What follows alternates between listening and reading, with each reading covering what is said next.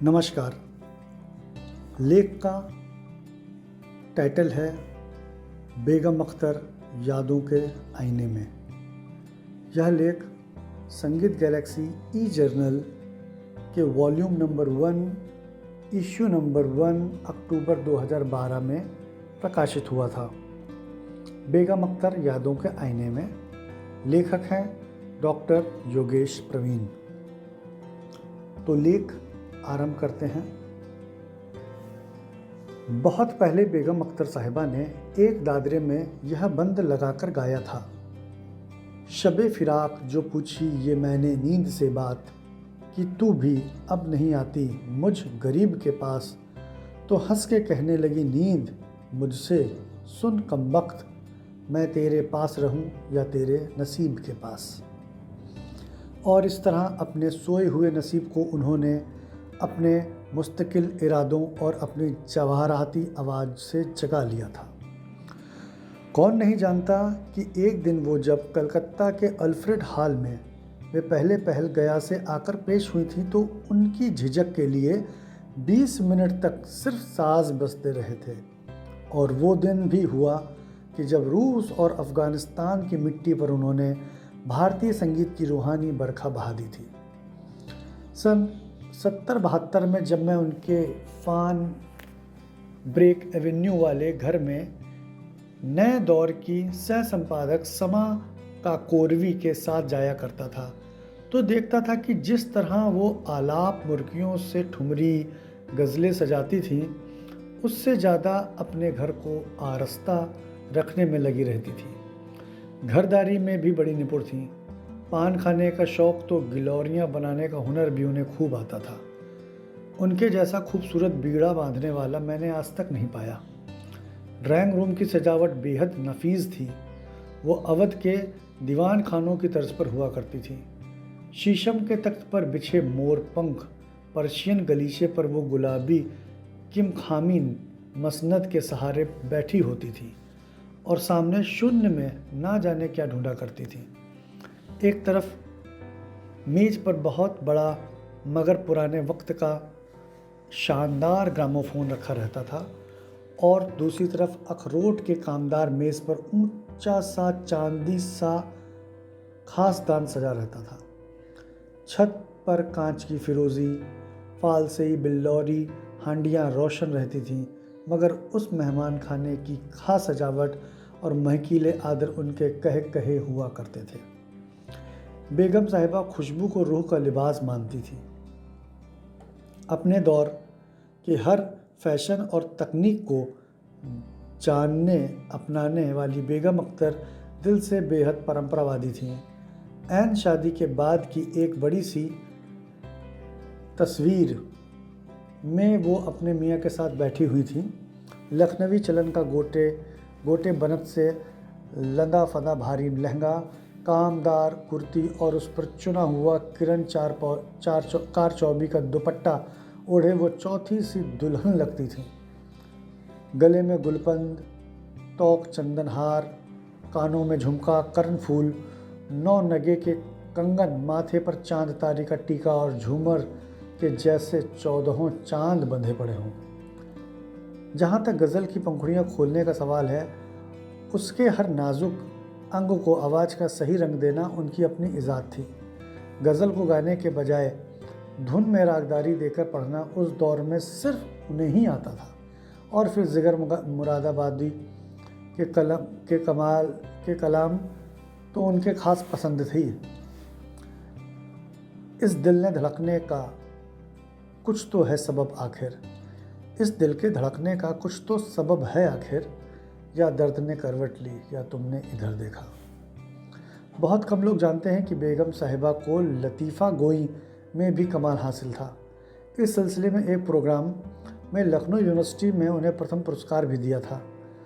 सबको ज़ाबज़ा हंसा कर हमेशा खुश रहने वाली अम्मी अक्सर अकेले में रोया करती थीं। आप कहते हैं कि रोने से ना बदलेंगे नसीब, उम्र भर आपकी इस बात ने रोने ना दिया। वो अब्बासी साहब को सवेरे तड़के उठा देती, उठिए मियाँ नमाज का वक्त निकला जा रहा है, और तब तक वो जा नमाज पर आते तो क्या देखते कि खुद मज़े में सो रही हैं। अम्मी साल में एक बार फैज़ाबाद ज़रूर जाती थीं। बारादरी मोहल्ले से उनका ताज़िया उठता था। साहिबगंज मोहल्ले में मैंने अपनी माँ के साथ उन्हें अपने ताजिए के आगे सोज़ पढ़ते हुए देखा है। उस वक्त उन पर काली फर्दीदार साड़ी खूब फबती थी। शब बारात की रात वो लखनऊ में हरदोई रोड पर पसंद बाग जाकर अपनी माँ के मज़ार पर चरागा करती थी। सावन के महीने में कजरी, बारहमासा और फागुन की ऋतु में होरी धमार गाने आकाशवाणी पर उन्हें ज़रूर बुलाया जाता था। सिनेमा में काम कर चुकी थी, लेकिन फिल्मी गानों में उन्हें कोई लाग लगाव नहीं था, सिवाय इसके कि मदन मोहन साहब की फिल्मी बंदिशें बड़े प्यार से सुनती थी। लखनऊ रेडियो पर मदन मोहन ने उनसे गज़ल को बरतना सीखा था। उन दिनों वहाँ तलत महमूद, मुजादिद नियाज़ी और हरीश भारद्वाज भी होते थे। पाकिस्तानी गायक मेहंदी हसन साहब ने खुद मंजूर किया कि गज़ल गाने की साहलियत उन्होंने बेगम अख्तर से ही पाई। बचपन में बेगम अख्तर दुलार से बिब्बी कही जाती थीं। सुबह की किरणों ने उन बेशुमार उजालों का पता दिया था जो आने वाले कल की रौनक बनने वाली थे। बचपन से ही वो थिएटर की एक एक्ट्रेस चंदा पर दिलो जान से फिदा हो गई थीं, जो साहिबे सूरत भी थीं और बेहद सुरीली भी। नौकरानी अमानत के साथ छिप छिप कर चंदा को देखने सुनने जाया करती थी। बस यहीं से चिराग ने आग पाई थी। पपीहरी आवाज़ और गाने का हुनर तो वो लेके ही पैदा हुई थी। उनके इन सपनों को संवारा उस्तादी तालीम ने। फिर इस तरह संगीत की साधना परवान चढ़ने लगी। बाद में वे 18वीं सदी और 19वीं सदी की परंपरागत शैली के लखनऊ घराने की जीनत बनी। इस वक्त ने कुछ ऐसी करवट ली कि किसी दुश्मनी में उनका घर जल गया। बाप पहले ही मुंह मोड़ चुके थे। गरज ये कि परिवार तबाही के कगार पे था। बेज़र इंसान बेपर का परिंदा होता है। यही दर्द लिए एक मुंह बोले भाई का सहारा लेकर उनकी माँ बिब्बी के साथ फैज़ाबाद से निकली थी और गया की तरफ। आवाज़ का ये सफ़र कुछ आसान नहीं था, सिवा इसके कि कोई मंजिल की तलाश ने उन्हें कभी दम न लेने दिया। ज़िंदगी में सबसे बड़ा काम होता है खुद को पा लेना, और कलकत्ते में जब उनकी पहली रिकॉर्डिंग हुई तो उन्हें लगा कि बिब्बी के सामने अख्तरी आकर खड़ी हो गई, और इस गज़ल के साथ कि वो असीरे दामे बला हूँ मैं, जिसे सांस भी तक ना आ सके, वो काफ़िले सजरे नमाज हूँ मैं, जो ना आँख अपनी उठा सके। ये जो पहली गज़ल रिकॉर्ड की गई वो बाद में फिल्म एक दिन की बादशाहत में भी शामिल थी, जो कलकत्ता में ही बनी थी। सन 1944 में कलकत्ता के ही एक अचानक प्रोग्राम में वो मजमे के बीच पहले पहचानी गई और फिर दुनिया उनकी दीवानी हो गई, जहां उन्होंने ऊंची तान में गाया था, तूने ए बुते हरजाई, ये कैसी अदा पाई, तकता है तेरी सूरत हर एक तमाशाई। यही भारत कोकिला श्रीमती सरोजनी नायडू उनकी प्रशंसक बन गई। उनके द्वारा उपहार स्वरूप दी गई खद्दर की एक साड़ी को वो सदा अपने साथ संजोई रही। उनकी आवाज़ में जो अनुनासिका स्वर था बड़ा ही सुहाना था, और फिर खरज की पत्ती तो उनके गले की जीनत ही थी, जो लाखों में किसी एक को ही नसीब होती है।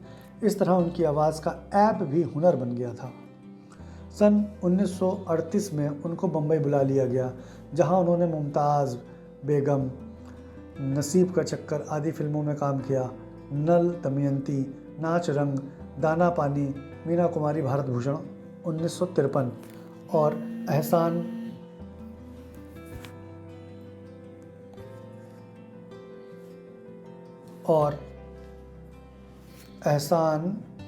नलिनी जयवंती अजीत 1954 में फिल्म का नाम है। उनका प्लेबैक भी था। गाने थे ए इश्क मुझे और तो कुछ याद नहीं है, दाना पानी फिल्म का नाम है। हमें दिल में बसा लो फिल्म का नाम है एहसान। थिएटर के ज़माने में उन्होंने दिल लखनवी के एक नाटक नई दुल्हन में भी काम किया था, और कहना ना होगा कि ये नाटक सालों साल चलते रहे थे, लेकिन अब वो इनके किनारा कशी इन सबसे किनारा कशी करने लगी थी। अब तो या गाना था या वो। हैदराबाद दरबार और रामपुर ने उन्हें सराखों पर बिठाया, लेकिन उनका दिल तो लखनऊ में लगा था। 1938 में ही वो आइडियल फिल्म कंपनी के लिए लखनऊ आ गई थी। सन 1941 में महबूब साहब के बुलावे पर उन्हें फिल्म रोटी के लिए फिर मुंबई जाना पड़ा था। उस सुप्रसिद्ध फिल्म में उनके साथ चंद्रमोहन सितारा और शेख मुख्तार भी थे। अब बम्बई से उनका जी उगता गया था। लखनऊ ने उन्हें फिर बुला लिया था। यही उनकी शादी काजी इश्तियाक अहमद अब्बासी साहब से बात ही बात में हो गई थी। फिर तो गाना बजाना दरकिनार, गुनगुनाना भी छोड़ दिया था। इस तरह 4 साल तक उन्हें ना किसी ने देखा ना सुना। जिसने रेडियो के प्रबुद्ध रचनाकार जीत जरधारी साहब द्वारा किए गए आकाशवाणी इंटरव्यू में सारे सवालों का पहले एक ही जवाब दिया था, गाना गाना बस गाना। उनको ही गाने बजाने से खबरदार किया जाना भला क्या बर्दाश्त होता। लखनऊ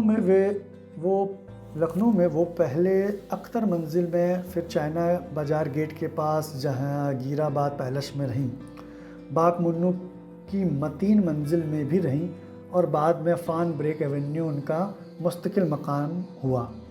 वक्त ने करवट ली और 25 सितंबर 1948 के दिन आकाशवाणी लखनऊ के स्टूडियो में वो फिर से बरामद हुई। इस खुशनाम घटना के पीछे स्टेशन डायरेक्टर एल.के. मेहरोत्रा तथा assistant station director Sunil Bose साहब की कामयाब कोशिश थी और उसी रेडियो माइक ने उन्हें अख्तरी बाई से बेगम अख्तर बनाया। इनके साथ सारंगी नवाज़, गुलाम साबिर साहब तो साथ निभाते ही थे। तबले की संगत के लिए मुन्ने खां पर ही भरोसा करती थीं। शहर की बड़ी बड़ी महफिलों में उनका होना इज्जत की बात मानी जाती थी।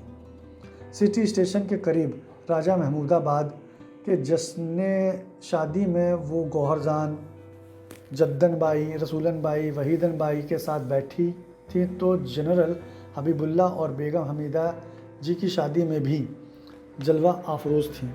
सन 1951 में उनकी मां मुश्तरी देवी ने दुनिया से पर्दा किया तो वो सदमे में चली गई। पसंद बाग के बीच उनकी कब्र के पास जाकर बैठी रहती थी। माँ बेटी में इतना अटूट लगाव था। उन्होंने आवाज़ की कभी कोई एहतियात नहीं की, बड़ी बदपरहेजी की, बड़ी लापरवाहियाँ की। वो आवाज़ की ताबेदार नहीं रही, लेकिन मुकद्दर ये कि आवाज़ हमेशा उनकी ताबेदार रहा। उन्होंने मीर, गालिब, जिगर, फैज़ या शकील को ही नहीं गाया, बहज़ाद और सुदर्शन फ़ाकिर की गज़लों को भी यह एजाज़ दिया। गज़लों के बोल और जज्बात के लिहाज से उन्हें मुनासिब रागों में उठाना ही उनका कमाल था। अपनी तपस्या और शैली की सहजता की बदौलत उन्होंने सेमी क्लासिकल म्यूज़िक को ज़मीन से उठाकर आसमान पर बैठा दिया था। ठुमरी दादरे में वे बेमिसाल थीं। गज़ल की तो मलकियत उनके साथ ही थी जब वो गाती थीं, फूल खिले हैं गुलशन गुलशन लेकिन अपना अपना दामन। तो इस गज़ल में वो जब जब दामन दामन कहती तो अलग अलग अर्थों के साथ होता है। कभी नाउम्मीदी, कभी बदकिस्मती, कभी बेचारगी तो कभी शिकायतैन। ताबे उम्र वो उस बेडिन की आवाज़ को कानों में रखे रहीं जिसने कभी गाया था, पूरब देश बंगाले से ननदोई हमारे आए हो। ये वो बीज था जो लोक शैली की बाकी बानगी लेकर उनके दादरों में खूब फला फूला। जाने माने फिल्मकार सत्यजीत रे की फिल्म जलसा घर में उनकी आवाज़, उनका किरदार आज भी उस भव्य अदाकारी का आईनेदार है। बड़ी फनकार होने के साथ साथ वो अपनी शख्सियत, नफासत, रहन सहन और तौर तरीक़ों में भी बहुत शानदार थीं। हर एक के सुख दुख में बड़ी मोहब्बत के साथ शरीक होती थीं। इनमें सबसे हसीन थी उनके अंदर की औरत, जो शराफत, मिलनसारी, दरियादिली और दर्दमंदी में आगे आगे थी। इखलाक ऐसा कि दूर दूर महके। हर अमीर गरीब उनका अपना हो जाता। हर छोटा उनमें अपनी माँ की छवि देखता और उन्हें अम्मी ही बुलाता। आकाशवाणी पर जिस शानो शफ़क़त से आती कि लोग आज भी नहीं भूले हैं। कार में अपने साथ बास्केट लाती, थर्मस में चाय होती और साथ में नफीस क्रॉकरी और नमकीन बिस्किट। फिर क्या स्टूडियो में सभी, क्या साजदार क्या कामदार, एक रंग में शामिल हो जाते और उनकी चाय के तलबगार बन जाते। लखनऊ के भातखंडे संगीत महाविद्यालय में वो एक अरसे तक विजिटिंग प्रोफेसर रहीं। जापानी जॉर्जेट की सुहानी साड़ी, चिकनकारी की साड़ी पहने कार से उतरकर जब दाखिल होती तो